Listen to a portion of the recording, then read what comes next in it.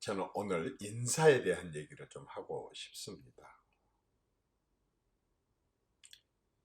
참 기가 막힐 노릇입니다.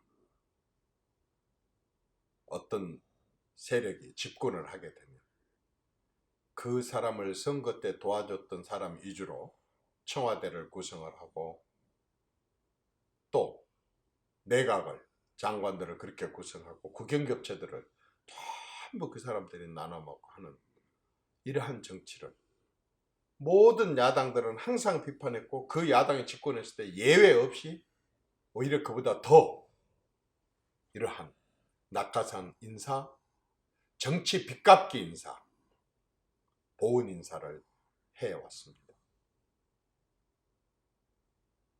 정말 염치 없는 일입니다. 나라가 자기 것입니까? 국가 예산이 자기 쌈짓돈입니까? 역대 모든 대통령들이 그렇게 했습니다. 선거 빚갚기 인사. 그게 얼마나 나라를 망치는 일이고 조직을 망치는 일이고 또 우리 미래 세대들의 앞길을 가로막는 일인지 본인들이 더 잘 압니다. 왜냐하면 야당 때 비판을 해봤기 때문에. 그럼에도 불구하고 그런 인사를 아무렇지도 않게 합니다. 누구랄 것 없이, 예외 없이 그렇게 하고 있습니다.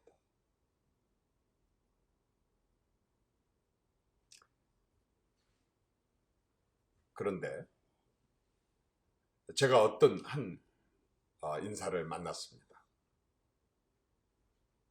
자기는 인사를 할 때 예를 들어서 과학기술 분야다 그러면은 과학기술 분야의 여러 전문가들을 손님을 해가지고 우선 과학기술 분야에 시대적 과제가 뭔지를 먼저 정리를 하고 내 임기 동안에 해야 될 일과 내 임기 동안에 결과가 안 나올지라도 말하자면 지금 투자를 해야 될, 지금 관여를 해야 될, 시작을 해야 될 일이 뭔지를 파악을 하게 해가지고 그걸 명확히 한 다음에 이 일을 가장 잘 할 수 있는 사람 9명을 추천을 해보라고 한답니다. 그리고 이 9명의 이유를 받아보면 다 장관급으로 보인답니다. 그런데 이 사람을 전혀 다른, 아까 먼저 선임하는데 관여했었던 그 자문단이 전혀 모르는 또 다른 팀에게 이 중에서 3사람만 골라보라고 한답니다. 그리고 또 다른 팀에게 이 3사람 중에서 1명을 골라보라고 한답니다. 그렇게 해서 그 분야에 종사하는 전문가들이나 이해 당사자들이 그나마도 최고로 치는 사람 1사람을 고른답니다. 어차피 완벽한 사람이 없다고 한다면 이렇게 여러 사람들이 추천을 하고 여러 사람들이 동의를 한다고 한다면 그나마도 그 중에서 괜찮은 사람이 아니냐 싶다는 것입니다. 그리고 그 사람으로 하여금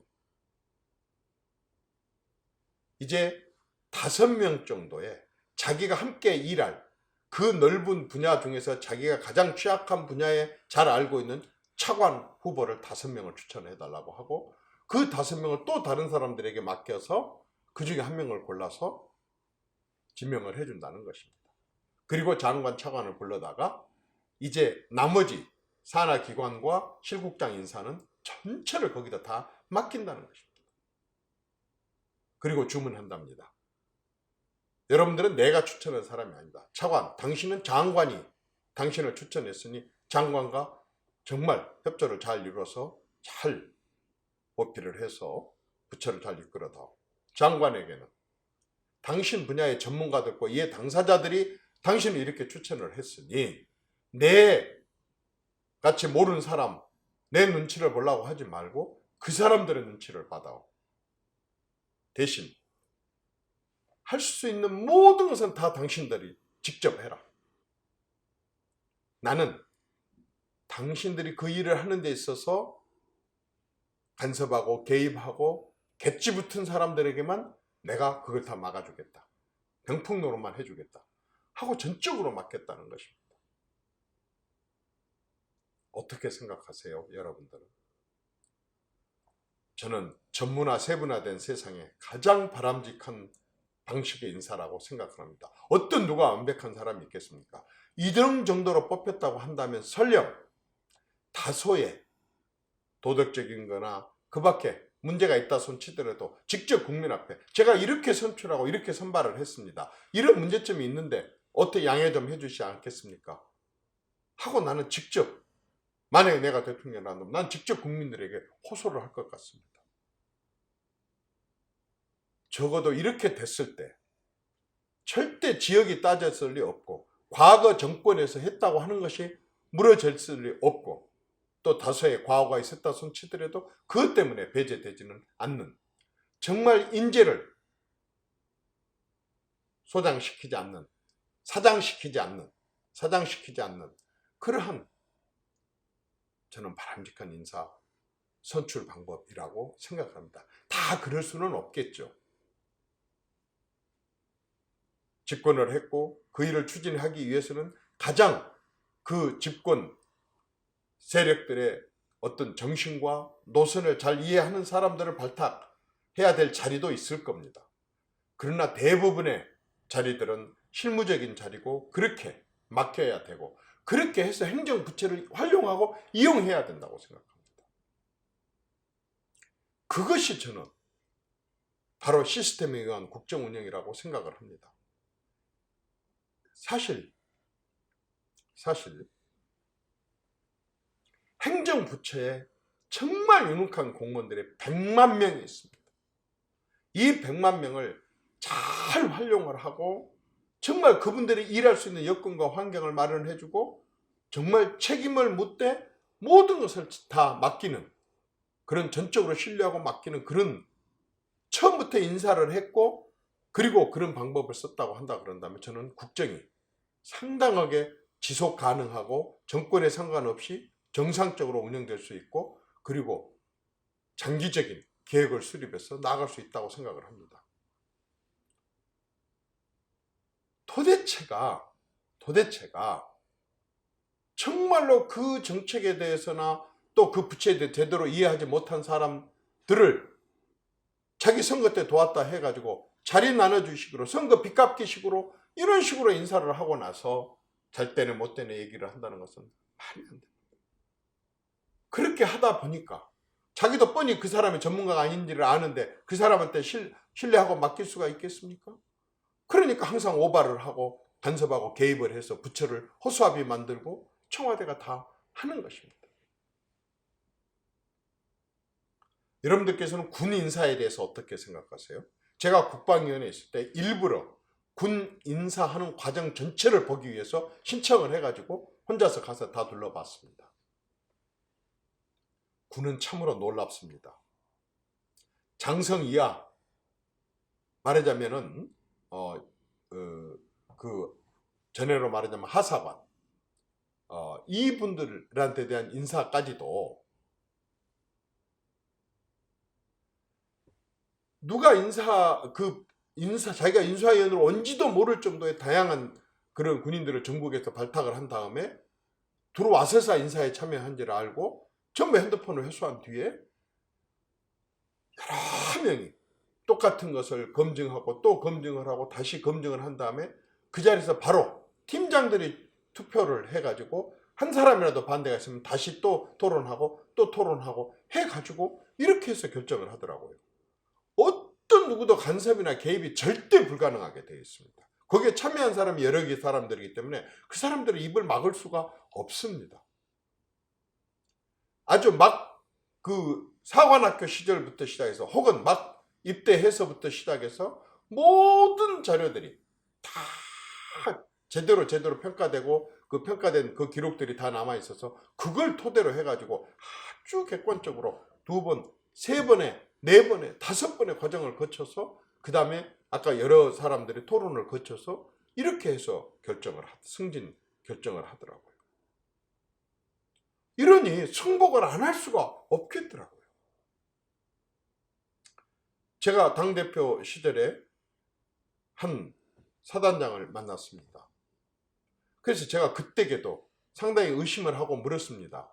지금도 군 인사에 정실이 개입됩니까? 그랬더니 이렇게 얘기를 합니다. 자기는 국회의원을 개인적으로 아는 사람이 단 한 명도 없고, 하물며 더 높은 사람은 더 아는 사람도 없는 완전히 시골 출신이라는 겁니다. 그런데 자기는 군 단위에 있는 공수부대에서 근무를 했고 어떤 누구하고도 접촉할 새가 없었었는데 자기는 대령 진급이 됐고 어느 날 또 이 심사에서 스타 준장 진급, 장군 진급을 했고 그리고 투스타가 돼서 지금 이 중요한 사단에 와서 사단장을 하고 있다. 난 전적으로 믿는다. 그리고 이 인사가 끝난 뒤에 자신들 그 친구들끼리나 동기들끼리 모여서 얘기할 때 이번에 꼭 그 될 사람이 됐어 라는 얘기가 거의 태반이고 대부분이라는 것입니다. 굉장히 객관적인 자료를 통해서 그리고 많은 감시 기구를 통해서 인사에 정실이 개입되지 않도록 하고 있는 이러한 군 인사에 대해서 상당하게 저는 안심과 안도를 했습니다. 정말 절대 해서는 안 되는 인사가 고향이 어디냐를 물어서 하는 인사입니다. 자기가 태어난 탯줄을 자기가 골라서 묻은 사람이 있습니까? 그런데 탯줄을 어디다 묻었느냐 고향을 따져가지고 하는 인사를 한다고 한다면 이 지구상에서 그보다 더한 정말 비인간적이고 인권 차별은 없을 것입니다. 또 과거 정권에서 근무를 했다 그래서 배제된다? 그게 인사권자가 할 수 있는 일입니까? 그건 정말 안 됩니다. 저는 설령 과거에 잘못이 있다 손 치더라도 정말 유능한 사람들은 골라서 발탁을 하고 그 조직에서 다시 살아남을 수 있는 한 번, 두 번, 세 번 기회가 주어져야 된다고 생각을 합니다. 정말 인사에 관한 한은 절대로 정실이 개입되지 않도록 하는 제일 첫 번째는 지도자의 인성과 사고방식과 인식이 제일 중요하고 두 번째는 그런 시스템을 만들어야 되고 그리고 모든 구성원들이 절대로 인사에 관한 한은 자신들의 실력과 능력으로 되겠다고 하는 그런 자세를 갖춰야 된다고 생각합니다. 그렇다고 한다면 제일 중요한 것이 인사권자가 정말 정신 인사를 하지 않겠다고 하는 그런 생각을 가져야 된다는 것입니다. 군인들은 예를 들어서 자기 밑에 대대장이나 연대장이나 또는 사령관이나 사단장들을 군단장들을 절대 동문이나 향후나 또 그런 가까운 사람 위주로 인사를 하지 않은 이유가 있다고 합니다. 전쟁터에서 그 전쟁을 총괄 지휘하는 장군 입장에서 봤을 때 이 전쟁을 승리로 이끌 수 있는 사람은 또 가장 잘 싸워서 자기 목숨을 구해줄 수 있는 사람은 동문도 아니고 향후도 아니고 가장 유능하고 능력 있는 지휘관이라는 확신을 갖고 있기 때문에 그렇다고 합니다.